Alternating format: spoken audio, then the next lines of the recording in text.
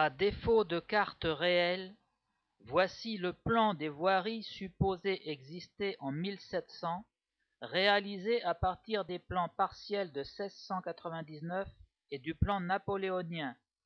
On y voit la grande route d'Alençon à Paris, passant déjà à cette époque à proximité du château de Morgard. Ce n'est que vers 1800 qu'a été créée la grande route Alençon-Paris traversant Mortagne, l'ancienne grande route prenant alors la dénomination de chemin aux bœufs.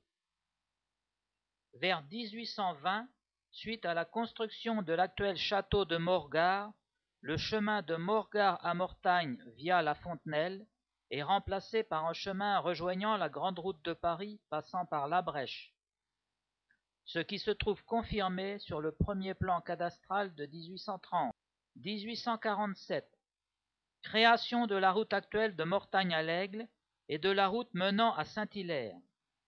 Par la suite, plusieurs chemins disparaissent ou deviennent chemins d'exploitation agricole. 1881. Ouverture de la voie ferrée Mortagne-Sainte-Gauburge qui traverse les bois de Morgard.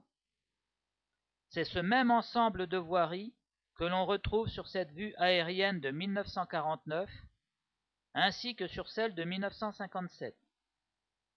Également en 1964, alors que la voie de chemin de fer, toujours visible, est désaffectée depuis 1960.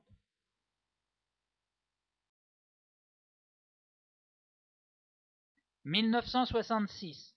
On aperçoit la première déviation de la RN 12 passant à proximité de Morgard, ouverte en 1965.